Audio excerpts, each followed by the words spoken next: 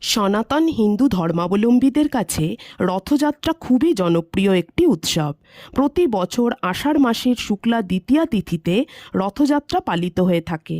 ভারতবর্ষের বিভিন্ন জায়গায় রথযাত্রা পালন করা হলেও প্রধানত উড়িষ্যার পুরীর রথ পৃথিবী বিখ্যাত। রথযাত্রার কাহিনীর সঙ্গে জড়িত আছে ভগবান শ্রীকৃষ্ণের নাম, আর শ্রী জগন্নাথ দেব হলেন ভগবান শ্রীকৃষ্ণেরই এক রূপ। কথিত আছে ওড়িশার রাজা ইন্দ্রদুম্ন জগন্নাথ মন্দির নির্মাণ ও রথযাত্রার প্রচলন করেছিলেন। তিনি ছিলেন পরম বিষ্ণু ভক্ত, তাই ভগবান বিষ্ণুর শ্রী জগন্নাথ রূপে মূর্তি নির্মাণ করার এবং রথযাত্রা শুরু করার বিষয়ে স্বপ্নাদেশ পেয়েছিলেন তিনি।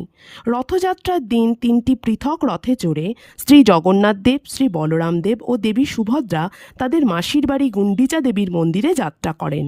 7-8 দিন অবস্থানের পর উল্টো রথের দিন তারা পুনরায় পুরীর মন্দিরে ফিরে আসেন।